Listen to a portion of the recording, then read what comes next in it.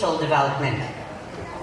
Shall faithfully and dedicatedly perform the duties and obligation of your position, that you shall uphold at all times the principles and purpose of which your organization stands, and in every way be a model fit to others to follow in thoughts, in words, and in deeds, and you will impose all this upon yourself voluntarily, without mental reservation. Be true to the responsibilities of the position to which you will be duly elected. Take this gift of responsibility, use this so as to open the magical door that will lead Valsoy community to a higher degree of excellence in good governance. Thank you, and let us enjoy.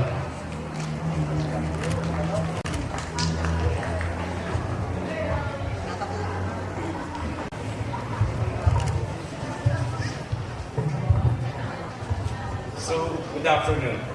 I, Anthony M. Carpio, accept this key of responsibility and do solemnly swear to uphold the vision to foster unity among the members of Valsoy community, putting forth a singular commitment to the continuous development of this school, to constantly offer my capabilities at the service of the school system towards the pursuit of genuine leadership of Valsoy.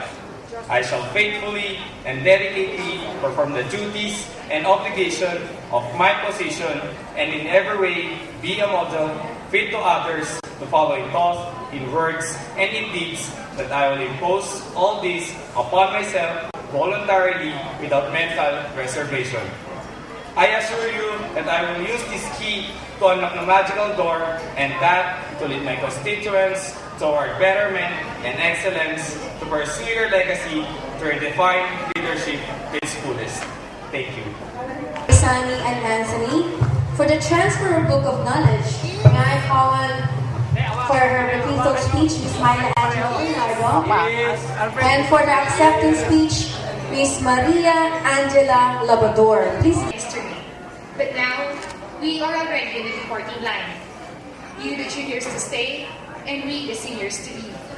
But before that, we want to give you something that you would be able to treasure, and that is the gift of knowledge. According to Oxford English Dictionary, knowledge is the expertise and skills acquired by a person through experience or education, the theoretical or practical understanding of a subject. In many expressions of Christianity, like Catholicism and Anglicanism, knowledge is one of the 7 gifts of the Holy Spirit. The term knowledge is also used to mean the confident understanding of a subject with the ability to use it for a specific purpose if appropriate. While Plato's justified true belief of knowledge states that for someone to have knowledge, it must be true, it must be believed to be true, and the belief must be justified.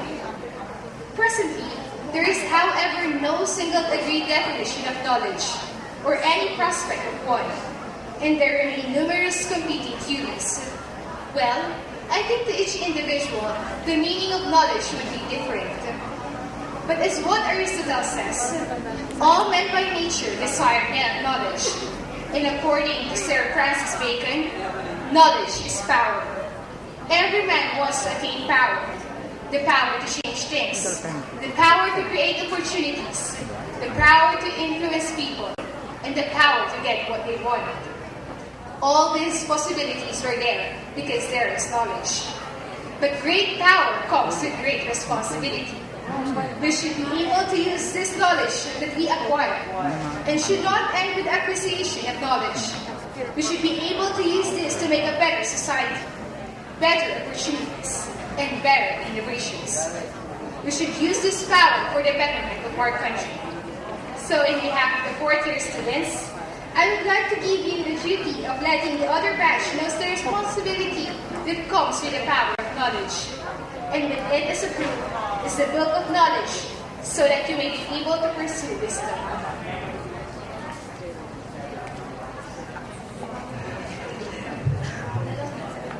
Beloved teachers and parents, good afternoon. I am deeply honored to accept the Book of Knowledge from Ms. Myla Angela Bernardo. Speaking of her, I honestly admire her excellence in academics. No wonder that the Book of Knowledge was given to her. So now, this privilege of accepting the Book of Knowledge is greatly awesome, and I consider it as a recognition of the things I've achieved. I'm, of course, happy with it. In fact, I never really expected to be chosen for it, so when my teacher told me of this, I was truly grateful and thrilled. So now, as I carry the book of knowledge from this day on, I promise to continue upholding Valenzuela City Science High School's academic excellence. With this, I express my warmest gratitude. I want to thank again Ms. Bernardo, my family, friends, teachers, classmates, and of course, Valsai community who never failed to support and inspire me all the time. And of course, my greatest thanksgiving goes to the Almighty Father, without whom all of this is impossible. So once again, good afternoon and enjoy the rest of the night. And how important it is in our education, I'd just like to make this short. Our classes. Remember, seniors, the day, June 15, year 2007, as we first stood at the gates of Valsai, feeling the atmosphere of a school brimming with intellectual fortitude. We brace ourselves, divided, at the challenges that lay ahead. 4 years later, we now stood as a united batch, labeled with all infamy, but still, we managed to withstand all and come out as fleeting like a missile.